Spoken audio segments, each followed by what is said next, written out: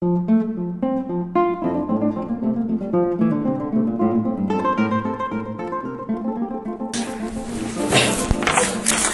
were talking yesterday about the life of Luther, and we had just reached the point where he was working on his commentary on Romans and had gotten stuck on those verses in Romans chapter 1 which have to do with righteousness being revealed.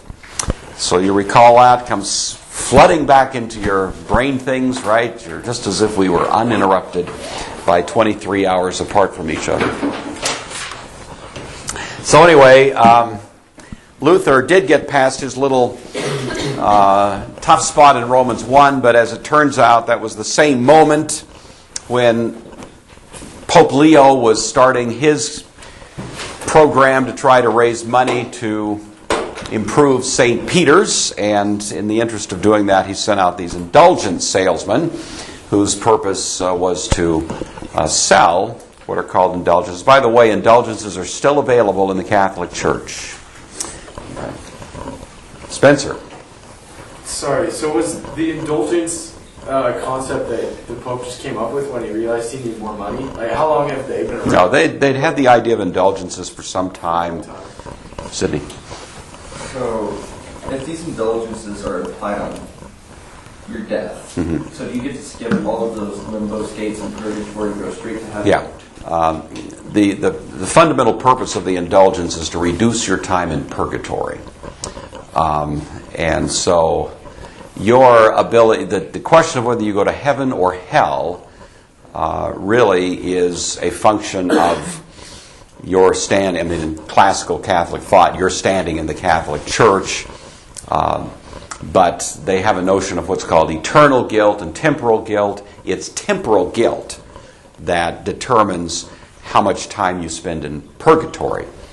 And so people typically, they would understand, die with a certain amount of temporal guilt. They cheated on a philosophy exam, you know. Well, no, that would be mortal sin if you cheat on a philosophy exam, except that you're seniors. I forgot that. So it actually now is venial sin. So, but there's some sins that'll just end your salvation like that, and you need to do the sacrament of penance, you know, restate or reinstate your salvation. But most people go into eternity with temporal guilt. The more temporal guilt, the more time in purgatory, and indulgence shortens your time in purgatory. That's the basic notion. What you're purchasing actually is called merit. It's taken from what's called the treasury of merits. The treasury of merits is a kind of a treasury of benefits that you can buy. The benefits have been put there by super Christians in the past, saints who've done works that are called works of supererogation, that were above and beyond what they needed to eliminate their own time in purgatory. The excess goes into the treasury of merits. You can buy that using the device called an indulgence. To most Protestants, it just seems utterly bizarre, you know, a theology like that. But to this day, good Catholics believe something along those lines.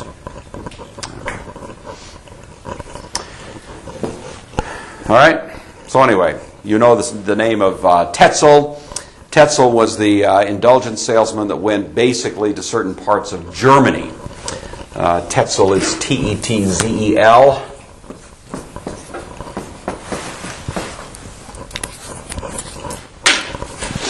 Tetzel was less than scrupulous. Of course, the indulgence salesman got a cut. They got a commission, you know. This was commission-based revenue, so the more you sold, the more you made.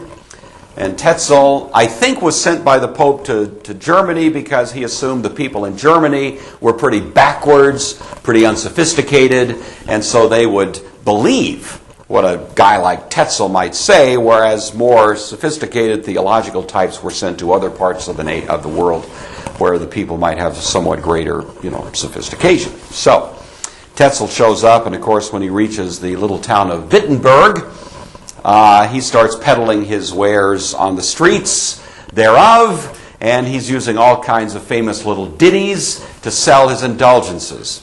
And who knows the most famous one? Anybody? Ben, do you know this one? The most famous little kind of a chant or a rhyme that he used to sell indulgences? Coin in the copper rings, it's sold from purgatory springs. Exactly. All right. Y'all heard that one? When a coin in the coffer rings, a soul from purgatory springs. And such things. That's just one of many. He was just kind of a sidewalk hawker. Step right up, this is it, your lucky day. Madam, if you want to get your Aunt Susie out of purgatory, this is your chance. Every time a coin tings, a soul from purgatory springs, here it is, kind of stuff. And people are gathered around and they're going, whoa, this is cool. And they're believing this and they're shelling out their money and he's giving the indulgences.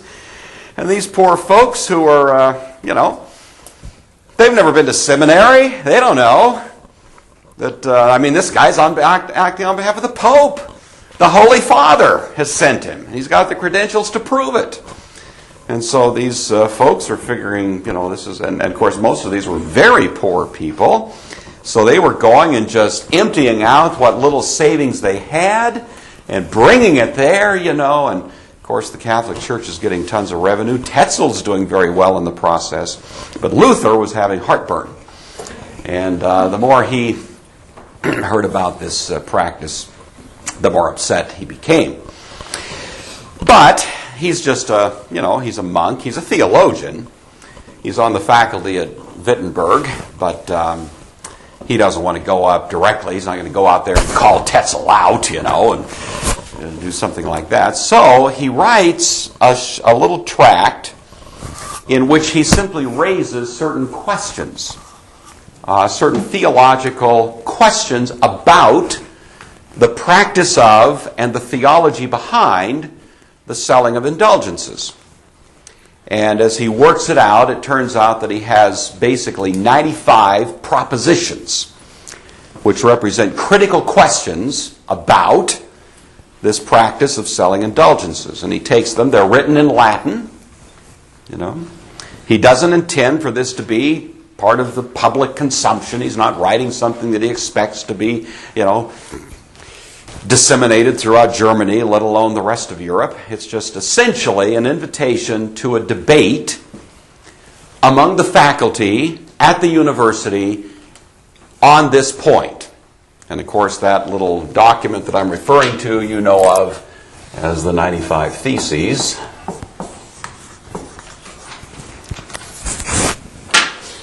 And he takes it and he tacks it up on a public bulletin board. It was the church door of the cathedral church there in Wittenberg, and it was right up beside all kinds of other little notices, reward, lost cat, that kind of stuff. It was just a public bulletin board. There was no drama to it. I remember when Dr. Collender now was here. Did you guys have? Yeah, I see. He loved to embellish this story almost beyond recognition, as he talked about the dramatic moment, bang, bang, bang, and the trumpets are blaring, and people are cheering. None of that. None of that. That is all, and he knows it too. Did he ever tell you that? Did he ever tell you that he was just making all that up? Yeah, but Right. So anyway, people thought that that's what happened, but it was not that way at all. Nobody paid a bit of attention. He just tacks up this little notice, and it was alongside others on various topics, and that was what it was. However, there was a guy in town who was always looking for an opportunity, and he happened to read Latin. And he read the 95 Theses and he realized that this was really inflammatory stuff. And so without Luther's knowledge or permission, he took the 95 Theses down off the bulletin board and ran down the street to find one of those guys with one of those newfangled Gutenberg presses, And they put that thing together. This was before copyright laws. This was before any kind of legal protections that would otherwise prevent a person from doing this kind of thing. And so they just ran these things off like hotcakes. And it's one of the most probably surprising phenomena in Western history that document was all over Germany within about 2 weeks, which in that time in history was unprecedented. And within about 3 months, it was all over Europe. It became overnight the single most famous document out there. And everybody had a copy, and everybody was talking about it. Sydney. Did this guy translate it into the common language? Yes, he translated it into German.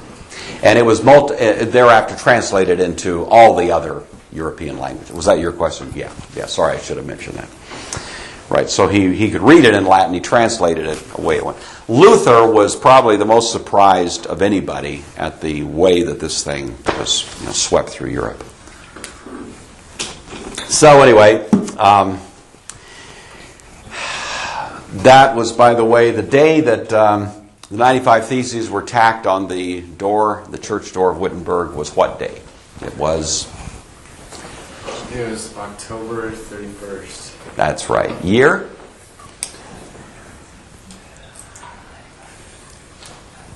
Go ahead. 15. Just trust Avery. He's always got the right answer. No, I'm not. 15. 17. Very good. Yeah, excellent. Yeah. So that is one of the few dates I want you to know in this class. October 31st, 1517. From that point on, known as Reformation Day. Oddly enough, it also happens to be Halloween. So, go figure. Well, of course, the Pope, when he heard about this, thought it was just this upstart, And so he expects to sort of squash Luther quickly. Command him to recant, that kind of thing. There's a series of gatherings. I'm not going to go through all of these, but it's certainly an interesting story. But there's several different gatherings in which the church confronts Luther, and there are debates with various individuals. Cajetan is one of them. Eck is another, ECK, and so on. And in each of these, basically, they succeed in showing that what Luther is doing is signing his own death warrant. You would say in all of these debates, Luther loses. He doesn't lose because he's a bad debater. He loses because these brilliant sort of lawyer theologians who are coming against him are simply trying to get Luther to admit that he believes the Pope has committed errors, that church councils have contradicted themselves, that, the church doesn't have a consistent theology nor a biblical theology, and that's all they're trying to do is get Luther to admit that, and he does. And by so doing, he's branding himself a heretic, and at that particular time in history, to be a heretic of that magnitude as a doctor of the church was a capital offense. And so it wasn't a matter of debating the point on the merits. What does the Bible really teach? Because the whole crux of the Catholic Church's approach was, if the church says it, it is true by definition. What part of that don't you get, Martin? If Holy Mother Church says this is the way it is, then who do you think you are, some lowly monk, to challenge this, official position of the church herself? So all of that goes on. He is officially excommunicated in the early months of 15. And his last opportunity to retreat from his heretical position is at the Diet of... That's right? That is the Diet of Worms. That's right, the Diet of Worms. You want to lose weight? Just adopt a diet of worms. You'll lose weight in a hurry. Actually pronounced Worms, as you know. And this is the last occasion in which Luther finds himself before the church. What year was the Diet of Worms? 1521. April 17.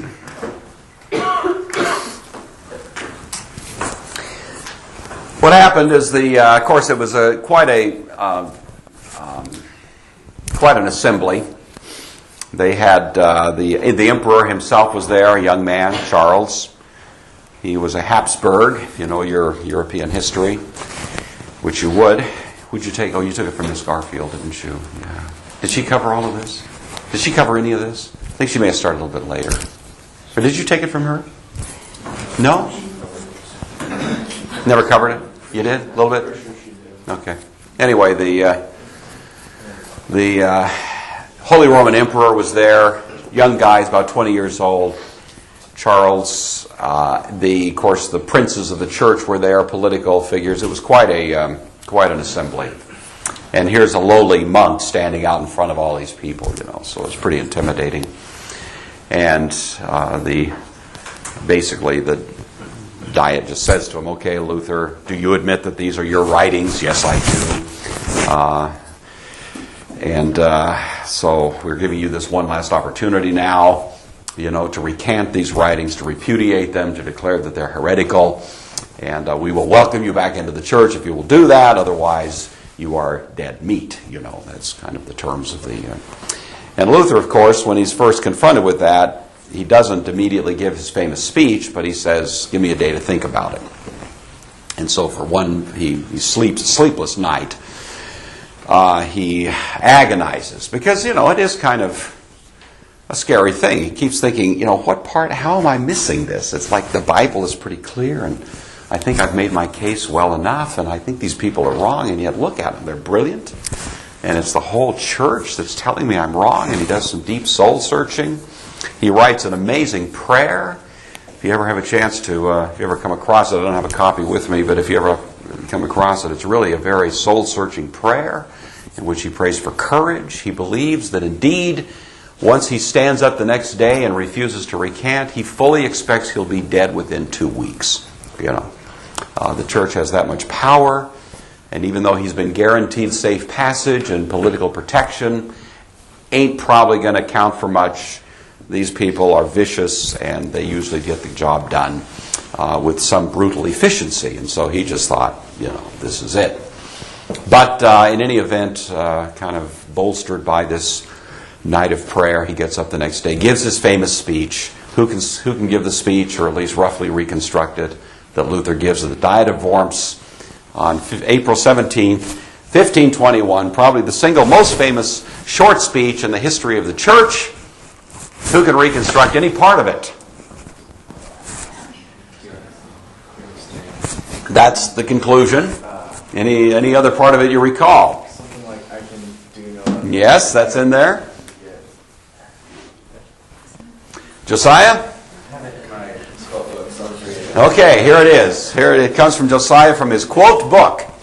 Alright. If then I'm not convinced by not, but otherwise God help. Amen. Very good. Excellent. And well worth memorizing. There's some little controversy as to the precise wording of it. That's one of the broadly accepted versions, and the others are pretty close to it. But it concludes, of course, with that. And, the critical language there, unless I am convinced. And, of course, the church would say, we don't need to convince you, Martin. What are you talking about unless you're convinced? Don't you realize that in the Roman Catholic world, when the church speaks, that's the end of the debate. Now, if the church hasn't spoken yet, then there's a place for debate. That's fine. But on these points, the church has spoken, so the debate is over. We don't have to convince you of this. We just tell you the way it is. And so it seemed for Luther to say anything like that was an act of colossal rebellion and insubordination and arrogance from the church's point of view.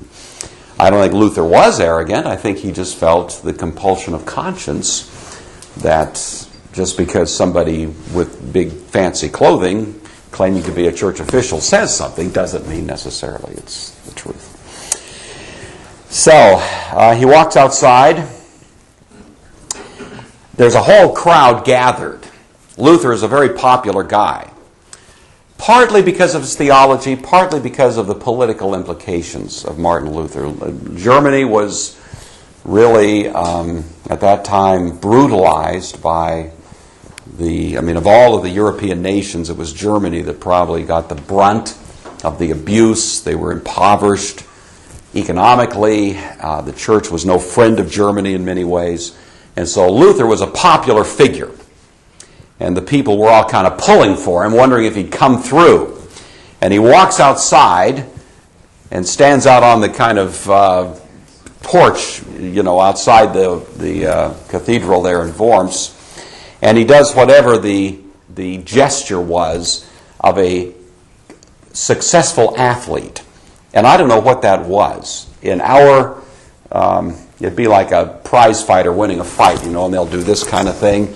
It's something like that. Whatever it would be the comparable thing, Luther goes outside and does this kind of deal, and the people just erupt into cheering. At the same time, there's a little bit of sobriety about it because they know that Luther is probably not long for this world. He's going to be seeing probably the same fate as somebody like Huss or others, and so they're feeling a little bad for him. And it's virtually at that moment that the most amazing thing happens. Just almost at that very moment, while he's standing there on the front steps, what happens? Anybody know? It's just, he's raptured. It's amazing. He's just taken right up. He's gone. It's just, And it was the Starship Enterprise. No, I'm just what happens to him? It was almost that dramatic. Anybody know? Spencer? Well, we got kidnapped. Mm-hmm. I don't know how it happened. Yeah. I'm guessing someone came up on the porch and did the claw thing over his head. That's right. And then threw him off the terrace. That's right. Caught him. It's just such a great moment. And then ran through the crowd. And then they shoved him in a carriage. That's right. Yes, church history is so much fun. You can't believe the high adventures. Indiana Jones has nothing on some of these great adventures. But anyway, that's what happened. That's fundamentally it. As I understand it, these guys came through hooded kidnappers riding in on horseback.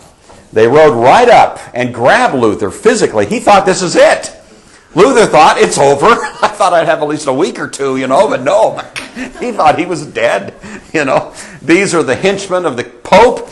He's going to get drug out into the forest, and that's going to be the end of Martin Luther. That is exactly what he thought was going to happen. So he's grabbed forcibly, thrown into the back of a wagon, and these hooded guys race off into the streets and out of town with Luther bouncing around, in the back of this wagon, having no idea what's going to happen to him. And off he goes. And of course, once they get away from Worms and a little bit of safe distance, then they slow down, and then they, kind of untie Martin and so on. And he realizes this isn't so bad. He's got all of his Greek texts there, all of his books, his whole libraries in the back of that wagon with him. And he thought, what's up with this? And so they took him off to a place called Wartburg Castle. Anybody ever been to Wartburg Castle? I haven't, but it's one of my wish list destinations. But anyway, it was just a castle near a town called Wartburg. And they take him to this castle, and they lock him. Well, they don't lock him like a prisoner, but they conceal him in a little room in Wartburg Castle. And he's there for about 3 months. He doesn't make any public... It's a secret, of course. Everybody knows that if he's discovered, he will be fini. And so it's one of the best kept secrets, at that time in the world, the whereabouts of Martin Luther. After about 3 months, he'd put on some weight. He'd grown a beard, and he'd let his hair grow back in. So he didn't look quite the same. And for the first time, after about 3 months, he went out in public. He took off the clothing of a monk. He put on the clothing of a squire. He wore a sword, and he passed himself off in the local ale houses of Wartburg as Squire George. A strange guy that showed up. And he'd go out for a drink, and he'd have, and he just kind of back. Like he's just a guy, showed up, and that would happen sometimes. And Squire George, and so that's what he was known as. And for 1 full year, he was there in Wartburg. And basically during that time, he did what some people would say is the single most important writing project of his entire career. It was largely produced there at Wartburg Castle, and it was what? What did he produce in that first year after this all happened? Anybody know? Ben, you're an expert on this. What did Luther produce while at Wartburg Castle? Translate the entire Bible. Not the entire Bible, but that's close enough for a cigar. Yeah, see me later on good. The New Testament, right? To translate the whole Bible in 1 year, would be quite a Herculean task. But it's 1521 going into 1522. Yeah, translates the entire New Testament into German because he's firmly convinced that the Bible should be in the hands of the people. That was one of the great Reformation principles, and he was committed to it with a vengeance.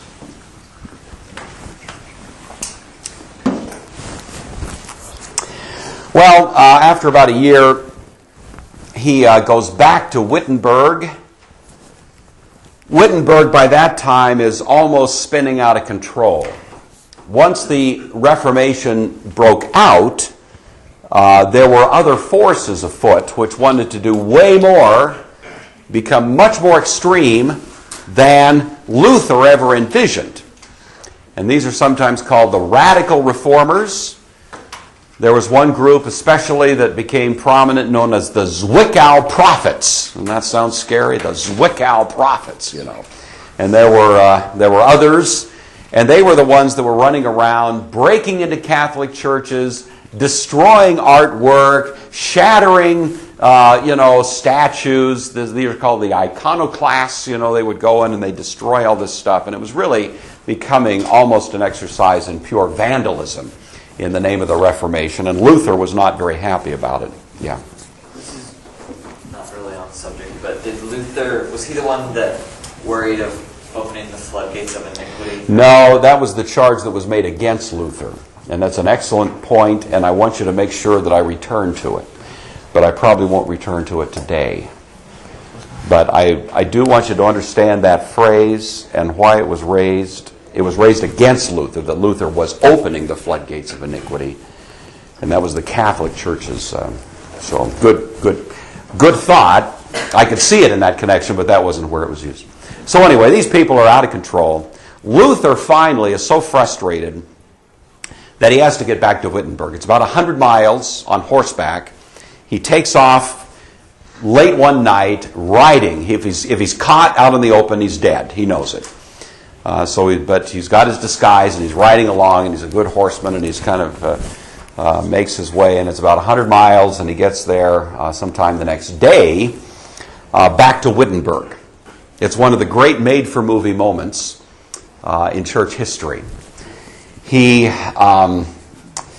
learns the whereabouts of this group that are plotting their next move, their next destructive move, and so he kind of breaks into their meeting. They're sitting around, smoke-filled room, the situation. And they're, okay, what Catholic church are we going to burn down next? And what, dastardly deeds are we going to do next? And that's kind of the plotting that's going on here. And Luther walks into the room, bigger than life, He looks like a squire, he's got a sword. They don't recognize him. They haven't seen him for over a year, and he looks quite a bit different. And they look up and startled, and who are you? What do you want? And Luther says, my name is Martin Luther, and I want my pulpit. So he got his pulpit, and these other people were sort of kind of restrained a little bit once he was back in the saddle. So, of course, he basically returns to his job as a professor at the University of Wittenberg. He gives lectures, he teaches classes, he writes, but he becomes the symbol and in many ways the kind of flowering genius of the Reformation. Just some bullet dates to make a note of that I'll have you... I've given you a couple that I want you to know. This would be the most important one. You should know that. Reformation Day, October 31st, 1517. In 1524, just 2 years later, there was a tragic event called the Peasants' War. The Peasants' War was in many ways inspired by the Reformation. Because, as I say, the Reformation triggered a lot of, not just theological, but a lot of political and economic forces. And the peasants who had been abused, oppressed, impoverished by the ruling class in Germany believed that in the name of the Reformation they had the warrant to revolt. And they did. And they took up arms. Unfortunately, they didn't have very good, they had like pitchforks and stuff, so. And they went after the nobles who had been oppressing them for so long, and they hoped that Luther would lend his support. Because if Luther would endorse the peasants' revolt, there would be a much broader rallying of support for them. But Luther refused. He was never convinced that taking up the sword for purposes of religious truth or even economic advantage was ever justified. And so he refused to endorse them, and it was a bloodbath. And so these peasants, hundreds of them, were wiped out as military forces came in and just destroyed them. And many people blamed that on Martin Luther. Said that because Luther did not support them, that he signed their death warrant in a sense. That's one of several, aspects of Luther's life that has been controversial. I think Luther was being perfectly consistent with his own view. I think he did the right thing. But if you ever study the life of Luther by a critic, that's one of the things you'll run into. They'll always mention how Luther waffled, didn't, take the courageous position there and support these people. So just be aware of that. That's 1524. 1525. He married a young woman whose name was, do you know? Laura? Catherine, that's right. Katie. Know the rest of her name? Anybody know her full name? Yeah? Catherine von Bora. Yes.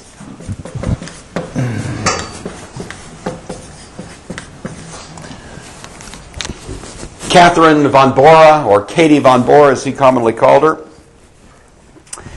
And if we had a little more time, I would take some time to talk about his marriage to Katie von Bora, because it's a whole lot of fun. And it's just one of the really delightful... You keep in mind, most of the great church leaders up to this point have been unmarried, right? I mean, Anselm, unmarried. Aquinas, unmarried. Augustine, unmarried. I mean, because that was just the nature of the biz. Luther's the first guy who becomes a prominent character in church history who's married. And his marriage is just a whole lot of fun. He has all kinds of fun with Katie, making fun of her. He talks about changing diapers and privileges that the Pope is not worthy of, all kinds of tongue-in-cheek humor that shows up. And the place to find all this, if you want just some fun reading, you go off to college and you want to just kind of give yourself a little break, virtually any library at any university that you attend will have the book Table Talk. Table Talk. So make a note of it. And if you have a chance to read it, you can just flip it open randomly. It's not a long book, and it's not coherent in the sense that you have to start with chapter 1. It's just little kind of anecdotes. It's not written by Martin Luther. It's written by his students. Luther would invite students over to his home, sometimes upwards of 10, 15, 20 of them. Katie would serve dinner, and then they'd just have table talk, and they'd sit around after they'd eaten well, and they just talk theology. And this is where Luther makes all kinds. He's given to off-the-wall remarks, sometimes a little over the top. But the students would sit there and write this stuff down, And then later it was all compiled and became this book called Table Talk, and it is a whole lot of fun. And he makes some very, very harsh comments about the Pope, and he makes some very interesting comments about Katie. He says, Katie, the German word for chain is Ketta. And so he loved to play with that one. You know, Katie, his chain, you know, and so on. It was all fun. Don't take offense. But anyway, other stuff, he's just... But we'll leave that. Anyway, he marries in 1525. 1529, he wrote his most famous hymn. He wrote quite a few hymns, but the most famous one was entitled, Before I Call on Avery, it was entitled, what's his most famous hymn? Most famous hymn by Martin Luther is, Sydney? A mighty fortress is our God, precisely, yes. How come he didn't... why were the charges against him dropped? Like, why wasn't he arrested after he kind of came out into the open? The charges were never dropped. And the reason that he was not arrested was because once he got back to Wittenberg, he was protected by Duke Frederick, who was the Duke of Saxony, and who, at great risk to himself, took a stand against the Pope and with the Reformation. So, good question. And that was it was the political protection there. Luther, after... question, Sydney? Why wasn't he given that protection before? Well, you mean right after Worms? Yeah, I think everybody thought that at that point the attack against him was so vicious that even in Wittenberg he might not be protected. It was all, as I understand, I don't know all the details of it, but my understanding was they felt like he was in such peril they just needed to hide him for a while. And then I think many of his friends would have preferred he stay hidden, but he felt like he's just got to get back home. And so he took the gamble, went back home, and was successfully protected. But, when you're right in the middle of that drama, you don't know how the ending is going to be. You don't know, what's going to happen. There were double agents and special ops, and, the Catholic version of Jack Bauer was out to get him all the time. And so, you just didn't know what might take place. He, after a couple of years of marriage, his wife, Katie, gives birth to one of several children. His oldest son he named Hans, in honor of his father, who was delighted to have a grandchild. They sort of restored their relationship. And Luther sent out a little announcement concerning the birth of his son Hans, and the announcement went something like this: I hope you will join in celebrating the birth of a child, our announcement of the birth of a child who is now born to a monk and a nun. He said, referring to himself and his wife Katie, who was a former nun. And so Luther was always filled with this little kind of tongue-in-cheek humor. It was always part of his deal. All right, 15. We have the Colloquy of Marlburg. We don't have time to talk about it, so when we next meet, we will pick up the story there. Colloquy of Marlburg. Arrivederci.